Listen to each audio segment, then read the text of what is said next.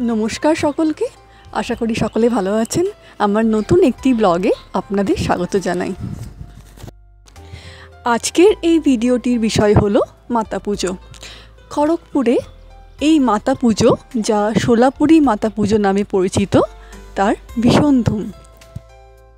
চলুন তাহলে আপনাদের নিয়ে যাই শান্তি বয়েজ ক্লাবের আয়োজিত ৪৯তম মাতা পুজো, যা আইআইটি ক্যাম্পাসের ওয়েস্ট জি টাইপ চত্বরে হয়ে থাকে। এটি একটি দক্ষিণ ভারতীয় সম্প্রদায়ের পুজো, যা 10 দিন ধরে চলে। মায়ের পুজো হয় বিভিন্ন রূপে।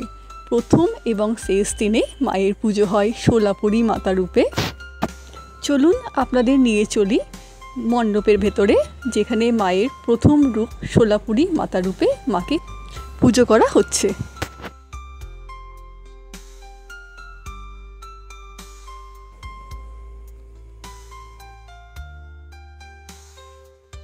দ্বিতীয় দিনে মায়ের পুজো হয় কনক মহালক্ষ্মী রূপে।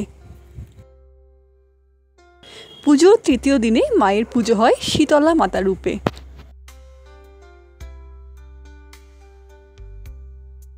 চতুর্থ দিনে মায়ের পুজো হয় মীনাক্ষী দেবী রূপে। এই পুজোতে হলুদের গুরুত্ব ভীষণ, কারণ মাকে তৈরি করা হয় হলুদ দিয়ে। যাদের দেখতে পাচ্ছেন তারা হলো মায়ের ভক্ত। কুমারী মেয়েরাও এই ভক্ত হতে পারে, যাদের হিন্দিতে বলা হয় বটুক, যার অর্থ বালক বা ব্রহ্মচারী। পঞ্চম দিনে মায়ের পুজো করা হয় বগলামুখী রূপে। মাকে যেমনভাবে হলুদ দিয়ে তৈরি করা হয়, মায়ের ভক্তরাও কিন্তু গোটা শরীরে হলুদ লাগিয়ে ঘোরে। ষষ্ঠ দিনে মায়ের পুজো করা হয় মহাকালী মাতা রূপে।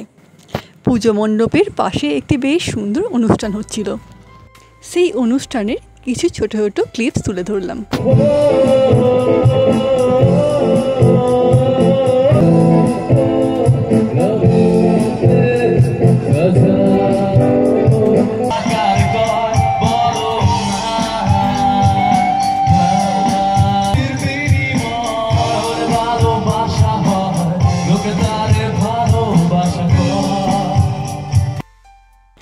এই মাতা পুজো গোটা খড়গপুর জুড়েই মে থেকে জুলাই মাসের মধ্যে বিভিন্ন সময়ে বিভিন্ন জায়গায় হয়ে থাকে।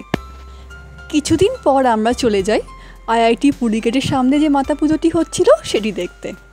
কথিত আছে অশোক বাটিকাতে মা সীতার রূপে ভক্তদের দর্শন দিয়েছিলেন এই সোলাপুরি মাতা। 9 দিন ধরে মাকে পুজো করা হয় এবং 10 দিনের দিনে বিসর্জনটি হয় দেখার মতো।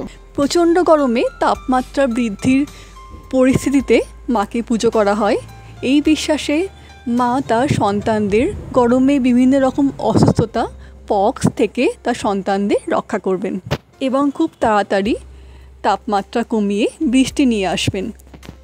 আরও বিশ্বাস করা হয় যে মায়ের পুজোর হলুদ লাগালে পক্স এবং বিভিন্ন রকমের রোগ প্রতিরোধ হবে। মায়ের ভক্তরা এই কদিন মায়ের কাছে থেকেই মায়ের সেবা করেন। এই ছোট্ট ছোট্ট কুমারী মেয়েরা মায়ের ভক্ত রূপে মাথায় ফুল লাগিয়ে, কপালে হলুদ লাগিয়ে প্রত্যেক দর্শনার্থীদের হলুদ দিচ্ছিলেন। বিশ্বাস করা হয় যে এই হলুদ লাগালেই পক্স নিরাময় হয়। পুজো মণ্ডপের পাশেই যে ভিড়টি দেখতে পাচ্ছেন, এখানে প্রসাদ দেওয়া হচ্ছিল। প্রসাদের জন্য জানেন তো বিরাট লম্বা লাইন পড়েছিল, আর পড়বেই না কেন বলুন, এত সুন্দর প্রসাদ দিয়েছিল।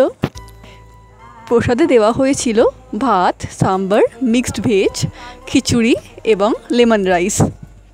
আমরাও সেখানে গিয়ে লাইন দিয়ে দাঁড়িয়ে প্রসাদ নিয়ে প্রসাদ খেয়েছিলাম। আমরা সম্ভবত পুজোর চতুর্থ দিনে গেছিলাম, যেদিন মায়ের পুজো করা হচ্ছিল মীনাক্ষী দেবী রূপে। প্রত্যেক পুজোর প্রসাদ খেতে কি অমৃত লাগে, তাই না? সেদিন বেশ কিছুক্ষণ সময় মণ্ডপে কাটিয়েছিলাম। মাকে দর্শন করে প্রণাম করে মায়ের হলুদ নিয়ে কিছুক্ষণ বসে তারপর প্রসাদ খেয়েছিলাম। এত ভালো লাগছিল সেদিন, পুজো মণ্ডপ থেকে উঠে আসতেই ইচ্ছে করছিল না, কিন্তু অনেকটা রাত হয়ে যাওয়ায় শেষমেশ বাড়ির উদ্দেশ্যে রওনা দিলাম। চলুন তাহলে এই ব্লগটি এখানেই শেষ করি। কোনো ভুল ত্রুটি হলে ক্ষমা করে দেবেন। এই মাতা পুজো সংক্রান্ত কোনো তথ্য জানা থাকলে অবশ্যই কমেন্টে আমার সাথে শেয়ার করবেন। আর ভিডিওটি কেমন লাগলো অবশ্যই জানাবেন। সবাই ভালো থাকবেন, সুস্থ থাকবেন। দেখা হবে পরের আরেকটি ব্লগে। ধন্যবাদ।